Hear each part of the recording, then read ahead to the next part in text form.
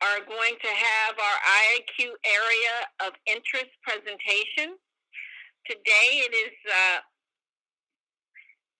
before I introduce our speaker, I want to note that the bio of our presenter can be found on the agenda, and to remind everyone that you can ask questions through the chat room at any time during the presentation. And today it's my honor to introduce Gregory Nilsson. Greg is a lead technical officer and project manager for the Indoor Air Quality Group of the Construction Research Center at the National Research Center located in Ottawa, Ontario, Canada. Today, Greg will be presenting to us on the very timely important issue of protecting indoor air quality during smoke events. And I will let Greg give you more information on his organization and on the work that he's doing. Greg? Thank you very much for the introduction, and thank you for the opportunity to speak about protecting indoor air quality during smoke events. Great opportunity. So, as an overview, I'm going to introduce myself, my team, our areas of interest where we're working in, a little bit about the National Research Council Canada, and then I'll get into the topic, focusing on understanding the challenges that building operators and managers have to deal with using some real-life field data from our own work. Then I'll finish up by highlighting some of the work that ASHRAE GPC 44P has been working on recently. So I do work for Canada. We're Canada's largest federal research and development organization. We've been around for just over 100 years. We've helped over 8,000 small, medium enterprises. And at the moment, we're just over 2,400 employees with over 1,500 collaborators. What we do, we support business innovation, we support government policy objectives, and we advance scientific and technical knowledge. This is our mandate. I work for the Construction Research Center, so our area is the construction sector. I'm with the Indoor Air Quality Research Team. At the moment, we have 6 research streams: contaminant transfer and removal, radon mitigation, material emissions, so VOC emissions, air purification, which is more my area, mold, and yes, I am aware that that is the Canadian spelling of mold, and our Canadian Committee on Indoor Air Quality, which produces and disseminates information to building operators on specific areas of indoor air quality that are of interest. To the side, a couple of our research facilities. We have whole house labs, which allow us to simulate work in residential settings. We have test chambers, which can be configured to test air purification technologies or building VOC emissions from building materials. And we do have an ASHRAE 52.2 style duct to test filtration technologies. So understanding the challenge, I think after last year, it's still pretty fresh in our minds. Here's a couple images from August of 2018. 2018 was a very active wildfire season for Canada and for the U.S. For that matter. Smoke in itself is a complex mixture of over 5,000 components. It's photochemically active, so the smoke changes as it ages, as it reacts. Just, highlighting some of the points. In this case, Edmonton is roughly 560 miles from the source, and this picture was taken midday. Trust me when I say that Edmonton does not normally look that way midday. Something a little closer to home, again taken from 2018 from some California wildfires in San Francisco, and then again from last year, highlighting the point that 2017, 2018, and 2020 have all been very active wildfire seasons. We are seeing an increase in the number of wildfires and an increase in the severity of wildfires. So here's the big question. What is the best way to protect indoor air quality during a wildfire smoke event? So let's understand the challenge, and I think there's a few people listening that are experts in this. Of course, this is a very simplistic model, but the typical approach in ventilation is to provide fresh, quote unquote, outdoor air to address indoor pollutants. And COVID is of fresh on our mind, but there's lots of other ones that are produced through just regular building activities. Air is filtered, conditioned, and added to the space based on occupancy and the use of the space. So this is your typical setup. And then air leaves the space either through dedicated exhaust systems or through building leakage. So during a wildfire smoke event, outdoor air can be heavily polluted and is unpredictable. The concentration of smoke can change rapidly. Standard filters are insufficient and load quickly and can impact airflow into the building or damage HVAC systems or components. So, as I mentioned before, I showed some pictures from the interior BC wildfires. 2018 was a very active wildfire season. We conducted an online survey working with some healthcare facilities in Western Canada to understand how they are responding to these events. This is a critical environment. They need clean air. We figured they would have best practice. A few points of highlight. The longest smoke period was 60 consecutive days. Some areas experienced smoke. Another highlight, 17% of respondents reported that their actions didn't improve indoor air quality. 57% indicated that their actions did not reduce indoor air quality complaints. In a lot of cases, building operators or building managers will act on complaints. They may not necessarily understand some of the hazards related to wildfire smoke. And in 2018, 100% of our respondents did not have a detailed pre-planned response. So what kind of things were they doing? It ranges from reducing the flow of outdoor air, so trying to just stop the smoke coming in through the HVAC system, exchanging the outdoor air filters, so trying to increase their filtration capacity, and 45% used portable air cleaners, which would be helpful for specific areas within the building. 41% used multiple approaches. Just one thing to highlight, which I'm going to talk about on the next slide. In 60% of those that added the filters or increased filtration capacity, they found that it reduced the airflow to the facility. So this wasn't a change that they made in the system to lower the fan speed, just the filtration capacity itself reduced the flow. So let's dig into this just a little bit deeper. Your ideal scenario would be to have, if this is your pressure, so the pressure inside and the pressure outside, we would like to see that the indoor pressure is slightly higher than the outdoor pressure. This is your ideal little scenario here. If you reduce the outdoor flow, this is your makeup air, your fresh air, in this case, smoky air, and you do not change your exhaust. Now, this could be as simple as bathroom exhaust fans. Right? It doesn't have to be a very large exhaust system. If you don't decrease the amount of air leaving the building, you have the potential of reducing this pressure differential, or even worse, going negative. So that means the pressure inside the space is less than the pressure outside the space.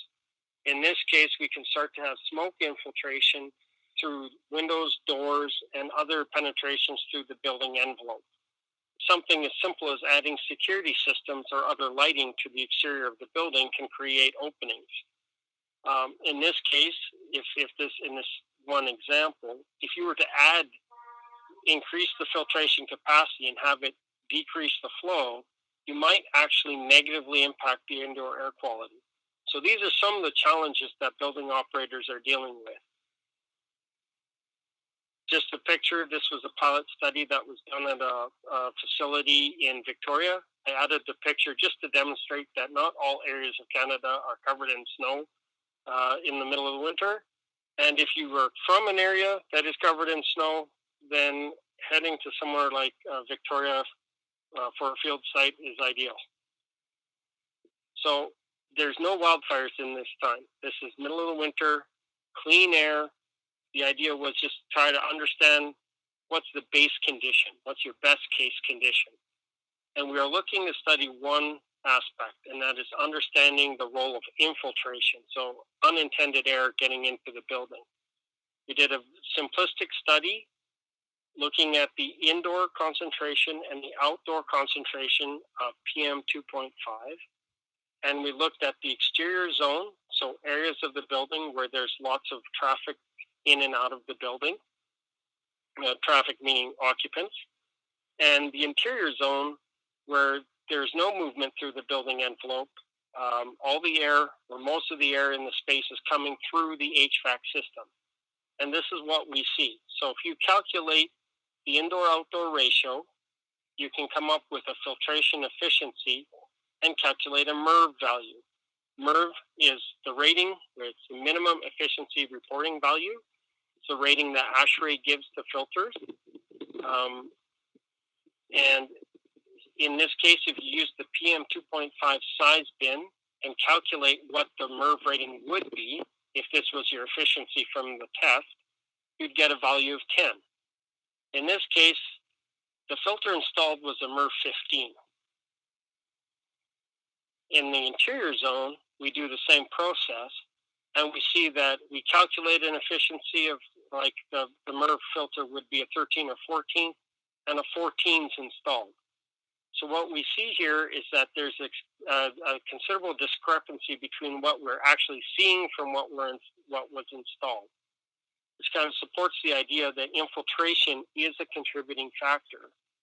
And if the outside air is very smoky, that's a concern and it has to be addressed.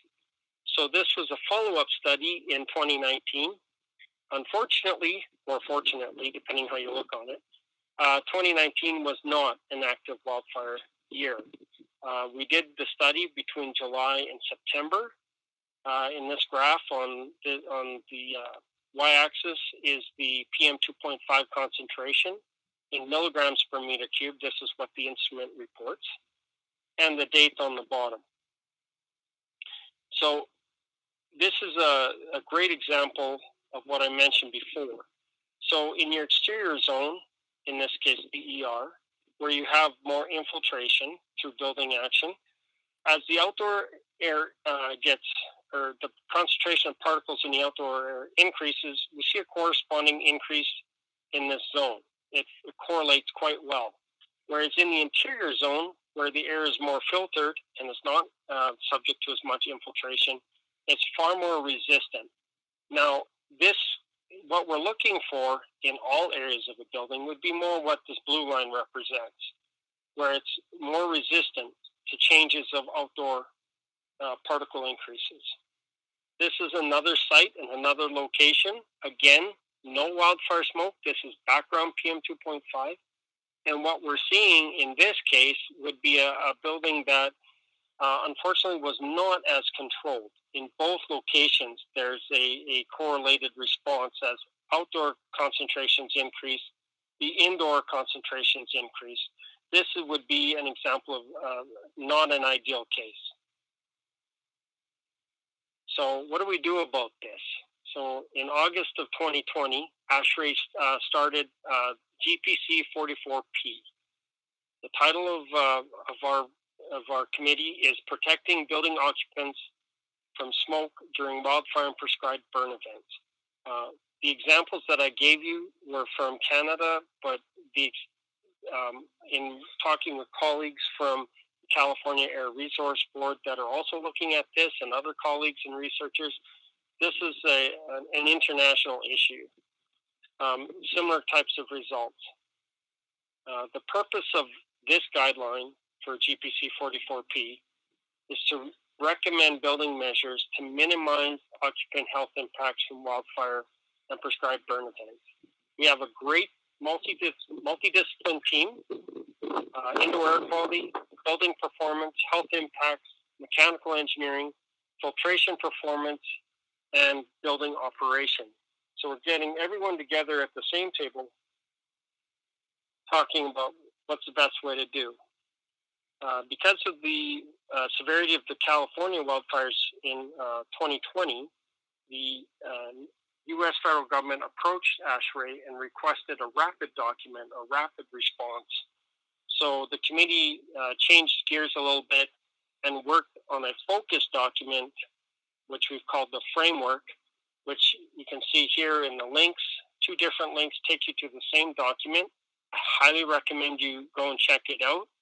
It's open, it's free access. You don't have to pay for it. Because of the rapid nature of the document, like guidelines and standards take considerable time to develop, we targeted only for commercial buildings. Our main focus is to control or reduce exposure to PM 2.5. We've introduced PM 2.5 in the document, tried to highlight the health impacts of that contaminant. A lot of focus on pre-planning.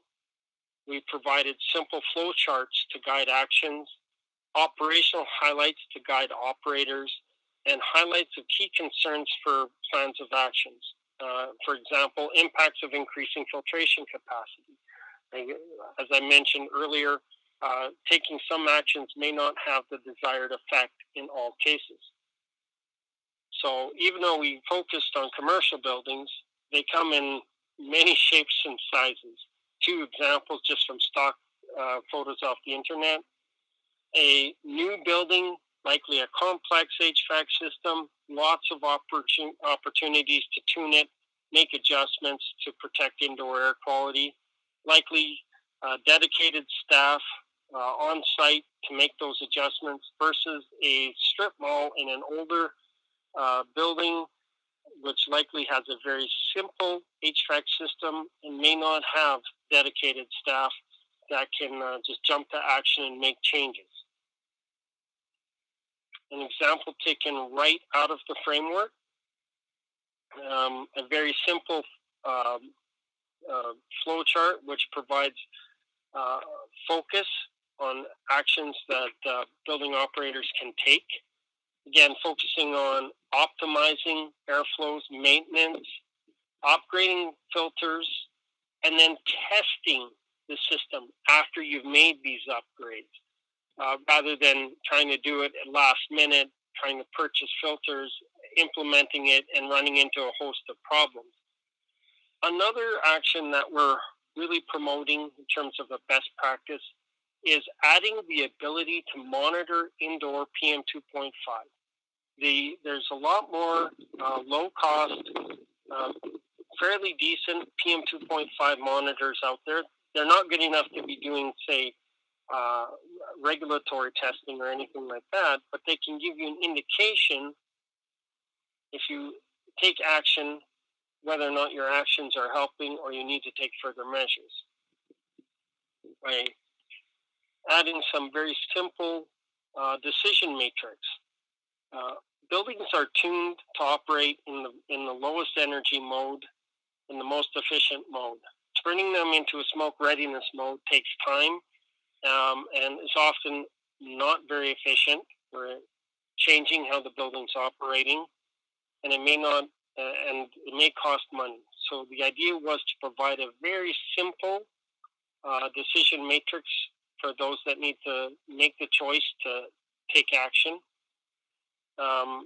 Whereas basically we're saying, like, is it smoky? Is it going to be smoky? Based on these answers, different actions we were suggesting. And the last image, just a little bit more of a detailed yes-no flow chart, similar to the first image, just breaking it down. Again, adding filtration capacity, testing. Did it do what we wanted to? If not, here's some other actions. We are recommending a MERV 13 filter which is the same filter that's been recommended for COVID.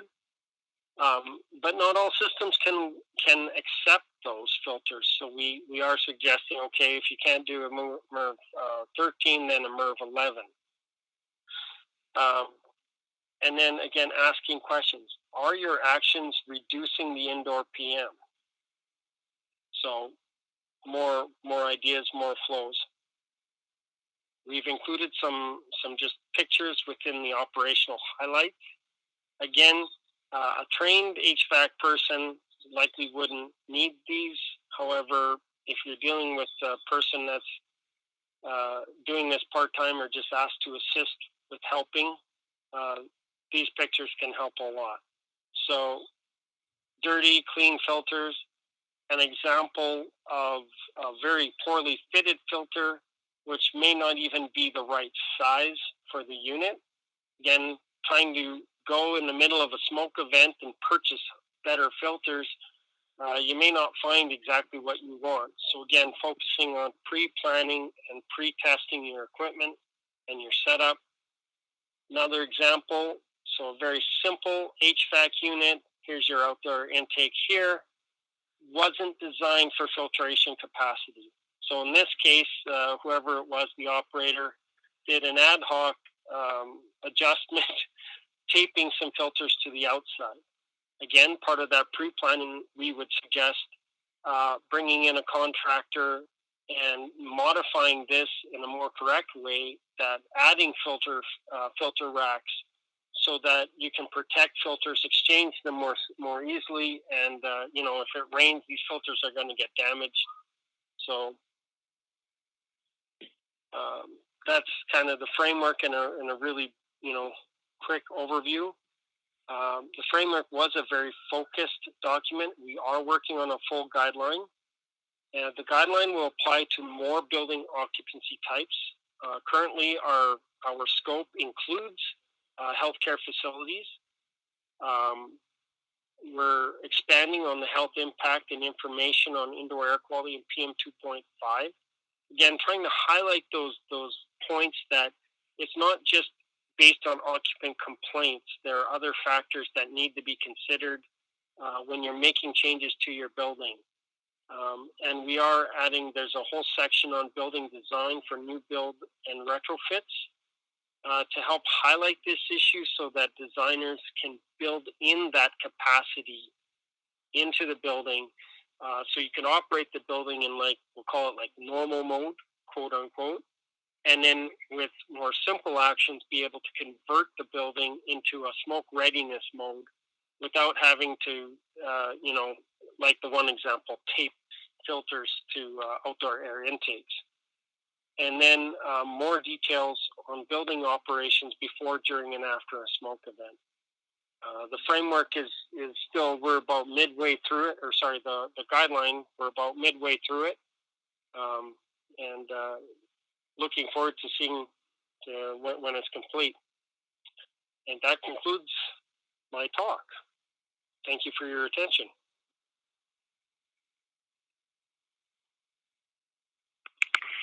Thank you. I'm going to hand it over to, I believe, Lindsay, to read some of the questions that have come in. Thank you. Just a reminder, if you do have questions, please use the question function, and we will submit them to the speaker. So the first question, do you work in coordination with the EU/EC, Scandinavian countries, Japan, or other countries? At the moment, no. We are working with them on COVID response. We do have research projects like everyone right now. But in terms of this topic, no. Our main partners are our provincial healthcare organizations. So in Canada, healthcare is a provincial matter. So hospitals are run at a provincial level. So we're a federal organization. We also work with Health Canada. At this time, we haven't. I have a working relationship with the California Air Resource Board, some of their researchers. but I haven't connected with anyone outside of North America at this time. Thank you. The next question is, can centralized AC with filters and scrubbers be effective against outdoor air that permeates a building? Certainly, there's different, sorry, I'm trying to get, let's get back to an image here just so I can discuss. So you can add an air cleaner to this, like a portable air cleaner or a centralized system. The trick is you have to, the air exchange or the clean air delivered by the system, whatever it is, has to be more than the air coming in. If I'll use a very silly example. If this was like 100 CFM air, dirty air coming in, you have to be able to clean more than 100 CFM of dirty air to keep the space clean. So I'm not sure if I'm answering the question or not.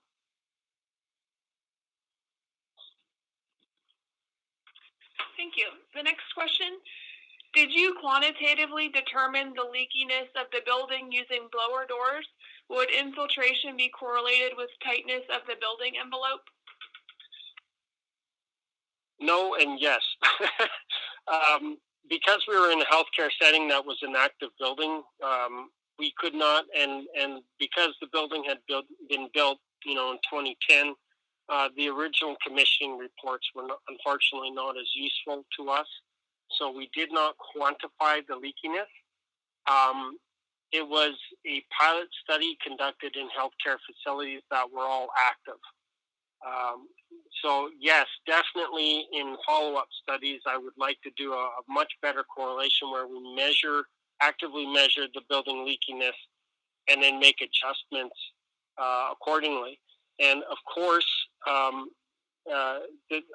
say here in this slide, it's ideal to have this indoor pressure slightly higher, but this is a very complex thing. If you look at a multi-story building where you have wind pressure and stack effect and multiple other things in play, it's nice to say this, but in reality, it's quite challenging to do. So the building envelope leakiness does play a huge role in infiltration. Also, keeping in mind that PM 2.5 behaves like gases. It's not like a dust cloud that, simply closing the window will reduce the dust. And no, that's a kind of a bad example, but I think you get what I'm trying to say.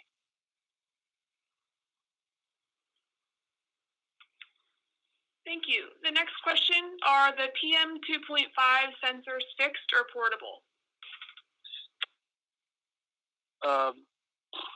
I'm not sure if I'm following exactly. In all of our cases for the study and the data that I showed here, they were fixed in a single location because it was a remote study, and then we chose the locations to be the most representative that we could.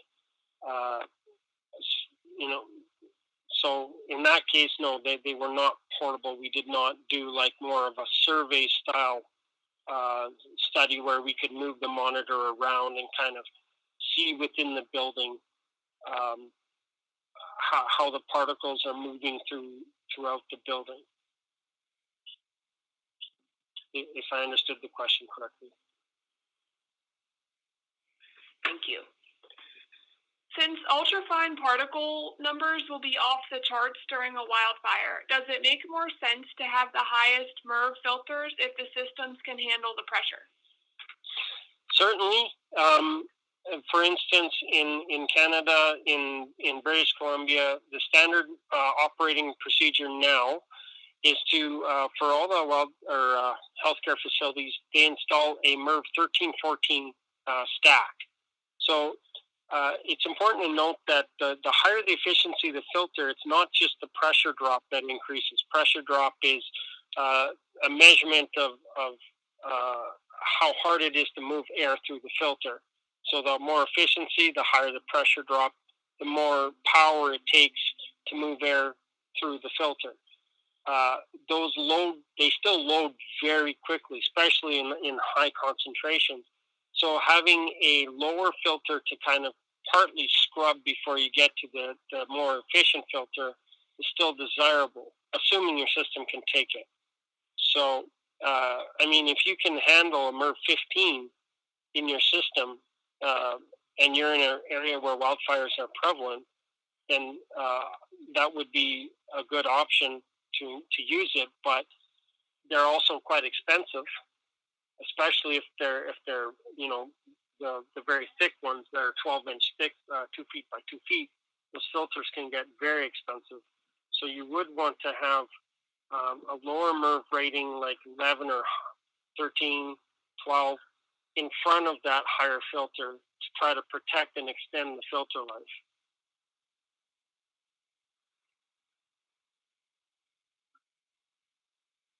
A related question, is MERV 13 better than MERV 8 with activated carbon for smoke odor and PM 2.5? Yes, smoke odor and VOCs is a topic that the committee is actually currently discussing. We are currently focused on PM 2.5. So a filter that's been impregnated with carbon to help reduce odor. In our study, we noticed that. So I'll just try to 40% of those that had increased or changed the outdoor air filters did use filters with charcoal. What we did notice that those that did not find that there was a big difference in complaints. And unfortunately, none of them measured parameters like VOCs or anything like that to see, because the difference between odors and actual concentration of compounds is not always, direct correlated there. The people can be very sensitive to odors where the concentration may not be that high, is what I mean there. So, and then you said MERV 8. So a MERV rating of 8 will be not very effective at all for PM 2.5. It's very low efficiency. You don't start getting reasonable efficiency with PM 2.5 until you get above 10. So, you could add the charcoal filter as an added component to your filtration, but your main point right now is PM 2.5, and that's also because we have more health relevant data in terms of exposure to PM 2.5.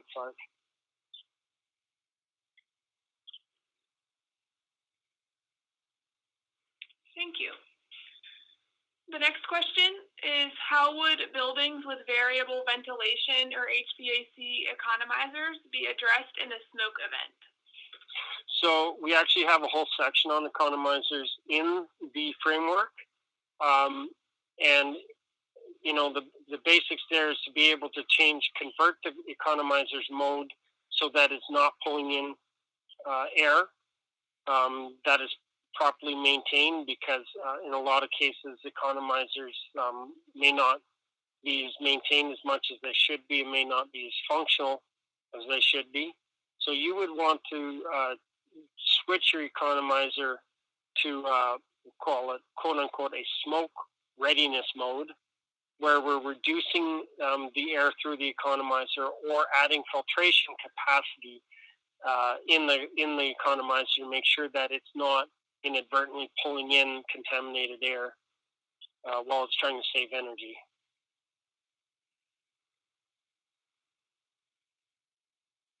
The same thing might be true in terms of like HRVs or ERVs, which could be in use in like anything from a residence to some commercial buildings. They work very similar to economizers. Thank you. Typically, masks are thought of as outdoor protection for wildfire and indoor in COVID. Might there be situations where respirators are recommended for indoor use during wildfire smoke events?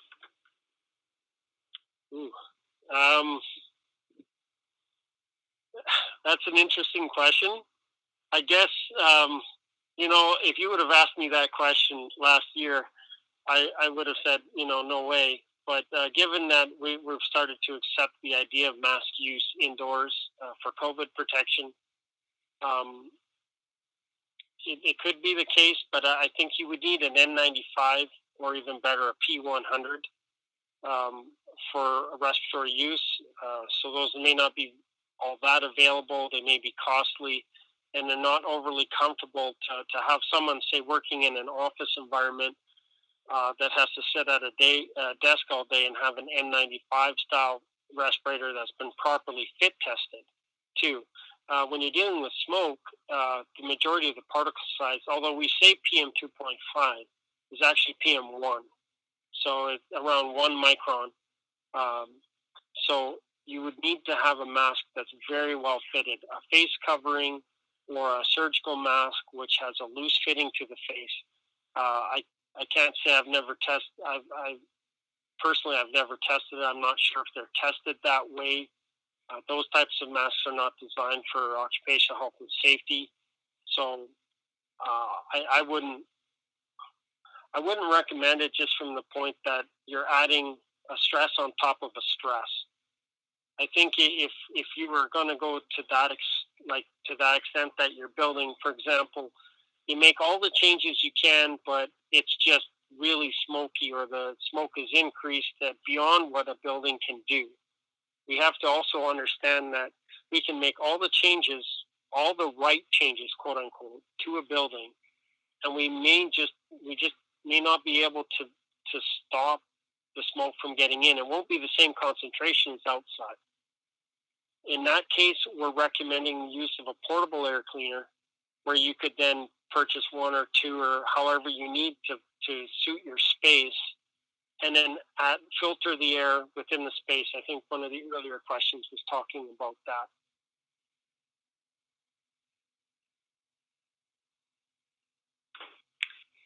Thank you.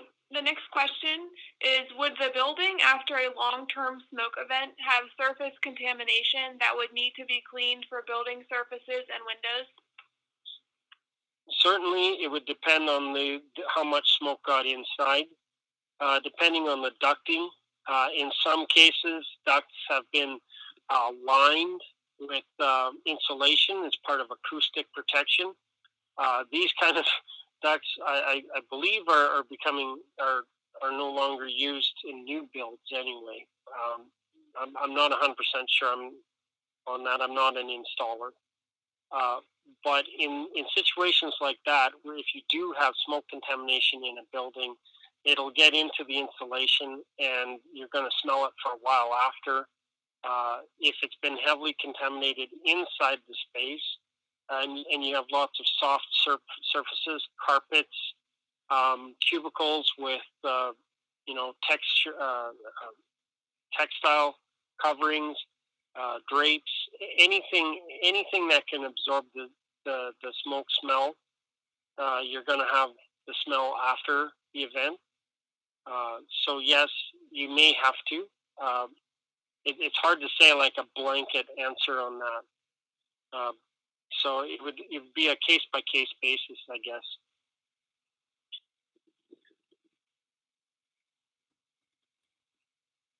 Thank you. I think we have 1 or 2 more trickling in. I'll just use this time to remind everyone, if you have any questions, please use the question function to submit a question.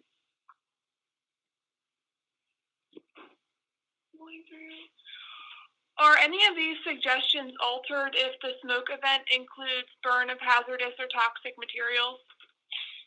A couple 100 miles away. It's taken a while to get the smoke there. The smoke is there. It's going to stay for a few days. Possibly, like I said, I've got it right up. It's like 31 to 60 days of smoke versus a structure fire or an industrial fire that may only last a day or a part of a day. The recommendations would be the same. You do what you can to keep the smoke that's being generated outside the building. Adding filtration, reducing outdoor airflow if you have to, and then for a short period of event like a structural fire, you should only be worried about that for a few hours. unless it's a very large fire, in which case you may not even, it might be more prudent just to shut the building down completely and not be in the building.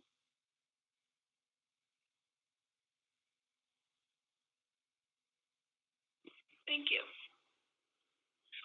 Is it correct that engineering controls for the building envelope would be first priority before any PPE would be considered? 100%. Our goal is to try to take action within the building to prevent the occupants from having to wear masks or do anything. We just talked about contamination. Imagine if you're in a situation where you're having to wear a mask in an indoor environment to protect from a wildfire from wildfire smoke, you're definitely going to have to decontaminate the space at some point. So yes, control the smoke, use whatever engineering controls. As in our documentation that we're producing through ASHRAE, the last stage of protection would be create a clean air space within the building using a portable air cleaner. So the use of PPE is generally recommended for outdoors if you have to be outdoors for an extended time during a smoke event.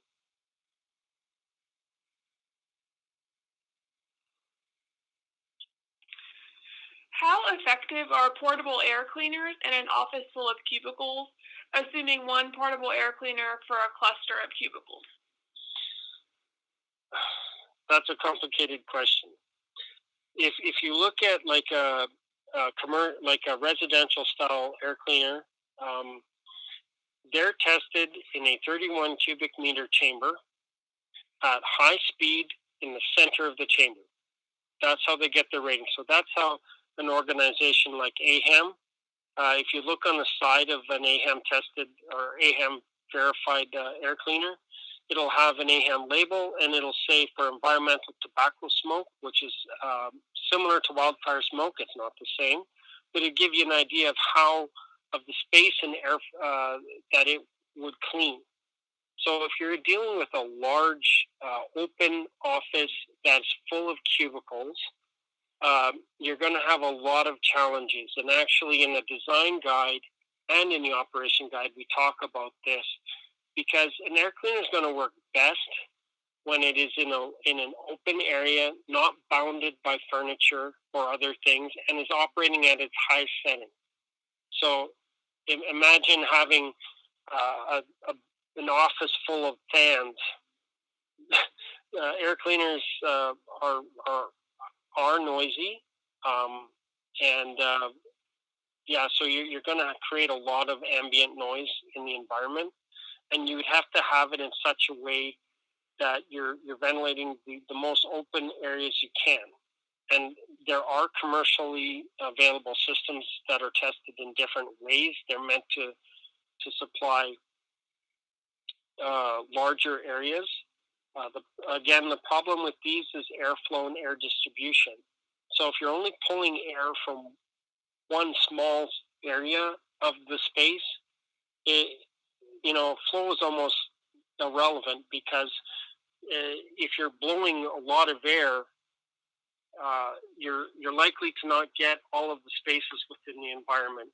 But you would, so unfortunately, it may not be as simple as going down to the store and purchasing some air cleaners and distributing them in your space. You'd have to have some thought in how to do that in a way that won't be disruptive to whatever you're trying to do in that space and yet still be effective.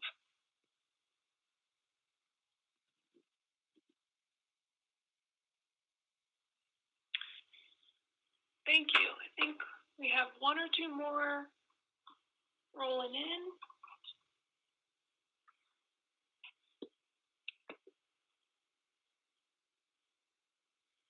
One second.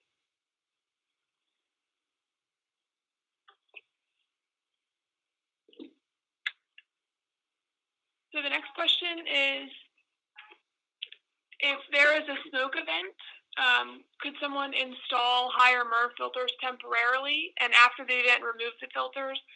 Would short-term use hurt the HVAC system? That's a loaded question, but yes and yes and yes. So more simply, the intent is that you would have a smoke readiness mode that's pre-planned, and yes, you could certainly exchange your filters. Now, if it's a simple HVAC system and we're talking about maybe a couple filters that you have to swap out, that's not a big ordeal. If it's a much larger complex, filter switch out itself might take over a day. But yes, the idea is that you could switch back and forth between different modes. And if you haven't pre-planned and checked out that your system can handle it, you could damage your HVAC components. In the framework, we have an informative appendice where we talk about different things which can impact adding filtration or changing filtration in the system, how that can impact the fan operation, the different types of controls, which are operating fans, and of course the cooling of the system. In some systems, the airflow through the fan is what's cooling the fan itself. So you could have a number of different problems switching. But ideally, if you pre-planned everything, you should be able to switch back and forth between different modes as many times as you desire within a wildfire season with minimal impact on the system.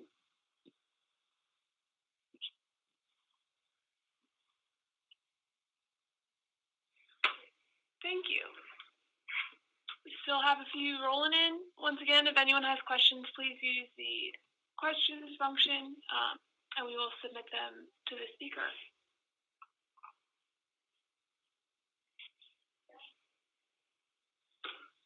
For long-term smoke events, would there be some sort of active monitoring of the filters if they become saturated, and then they would need to be changed out? Of course, in matter of fact, that's another aspect that we are promoting within the framework and the guideline. Is in simple systems, they often don't monitor. It may just be on a schedule that somebody comes and checks the filters, on some sort of predetermined schedule. So we are measuring the differential pressure across a filter, and then having that actual electronic sensor that could be connected to either an alarm or a building automation system, so that an operator can know when they need to switch out. We've also provided some guidance as to when you should switch out a filter, in terms of what we mean by a loaded, quote unquote, filter.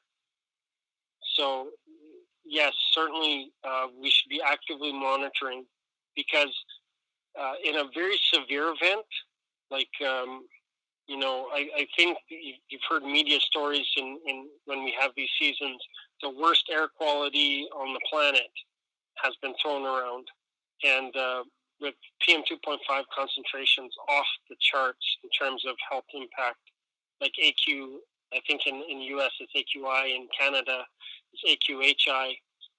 They can't even rate them properly because of the concentrations. So in that case, a filter could load within a day, especially if you don't have a pre-filter in front of, if you say, okay, I'm going to break the bank, I'm going to buy a bunch of MERV 15s or 16, which is near HEPA, or hey, let's go for the gold and go true HEPA. And you install all these filters, your system can handle it, and the filter loads in a few hours because of the concentration of the smoke. So we certainly promote monitoring the filter, the differential pressure, monitoring the airflows in the system. And again, we're also promoting monitoring PM 2.5 in the space, even during regular conditions, sorry, I'm over answering this question, but since I'm here, I'm going to keep going. That we're monitoring in non-wildfire season so that we have some baseline data. What's your building do when there are no problems? Because sometimes building operators will start asking the question, when is enough? I've made all of these changes. When is it good enough? If there's no regulatory limits and say, okay, we're going to say that PM 2.5 concentration has to be X, then it kind of leaves them dry. Why am I spending hundreds of thousands of dollars on filters? Or, that's for a big building. Let's say small building. Why am I spending, $3,000 on filters? Why am I doing that? So you can kind of get this baseline information and say, okay, this is how we're performing. We're recording this, and then next year we can modify our plans and adapt and improve them so that there's continual improvement. There. Thank you. All right, we have one more question. Would placing portable units in an office near the return ducts be more effective than keeping them in the middle of an open area?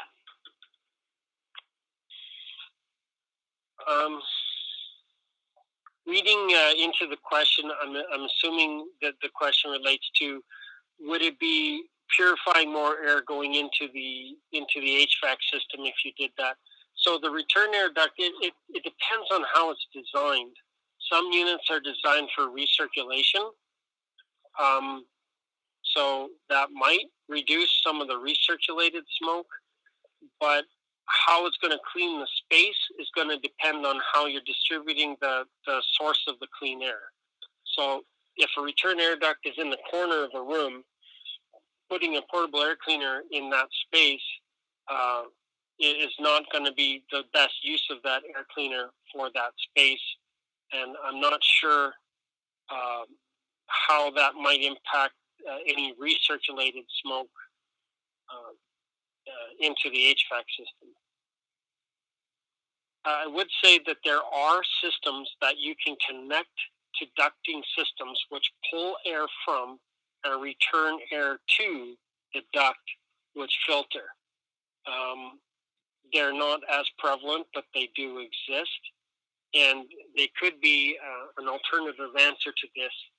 Or there are also other types of HVAC systems that just help tune the temperature in a space, which pull air from the space through a ducting system and return air to that same space.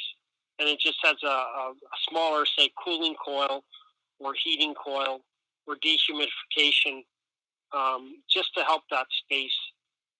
So if you added filtration capacity to a unit like that, you wouldn't have to add portable air cleaners to the space or anything like that, because now you've already have a pre-engineered air distribution system which has been optimized for that space.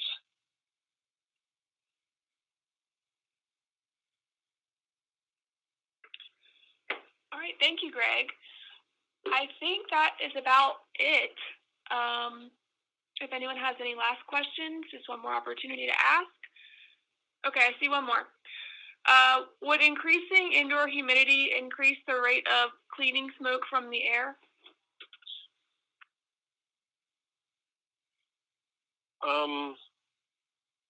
I can't actually answer that question because I've never tested it. If you increase the humidity to an extreme event level, you can get condensation buildup in, like you can grow the size of particles, which could cause agglomeration, which would increase the settling rate of particles. So particles reduce out of a space through a number of different mechanisms. We've been talking all about filtration, and there was one question about contamination, which is particles settling on different surfaces. So if you increase it to a very high level, we've done some testing with particles where we've dosed in done testing it at like above 80% humidity, you can increase the size of particles, but I don't think that would be the best approach, because you would make an environment very uncomfortable for any of the occupants. And then you're increasing, if there is an impact, you would be increasing the deposition rate, so how many particles are depositing on surfaces, which could create different problems for you later. Not to mention you could have condensation and other issues related to high humidity. So it's an interesting idea. Yeah. But that's all I can really add on that question.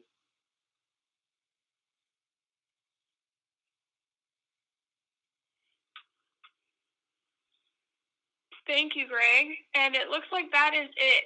I appreciate you giving your presentation. Lorene, do you have any final comments to add? Greg, thank you so much. It was a wonderful presentation. I did see something coming through the chat. They were not quite sure where they were going with it. I think they were just trying to get an idea of how long does it really take for a filter to load. And they were saying, for example, if you were talking about someplace like in India or Thailand where you may have a high concentration normally, how long does it take a filter to load? That is, it's so dependent. I honestly cannot answer that, because filters work through a variety of different mechanisms. If you have an oily substance that's going through the filter, which smoke includes that, you can have fiber thickening as well as particle deposition on the fibers, and which can change the filter life versus something that's just straight particles that are dry going through a filter. So you can't even really say, okay, a certain particle concentration. It's kind of contaminant dependent. It's flow dependent. And as filters load, they tend to become more efficient. So the loading it's not even a linear process. It's kind of like an exponential process. So unfortunately, I'd love to say that there was this great formula. You could say, okay, this filter is going to last X amount of time because the concentration is Y and my flow is N, but I can't do that. Again, thank you so much. That was our last question for right now. This was really, really interesting, and it was really interesting as well because I believe there are some practitioners in our audience, so this was some real, actual working type of information, so we really appreciate that. At this time, we will be closing out our meeting for today. Our next meeting is scheduled for October. I hope everyone has a wonderful summer month and will be available to join us again at the beginning of the fiscal year, which is in October. Thank you.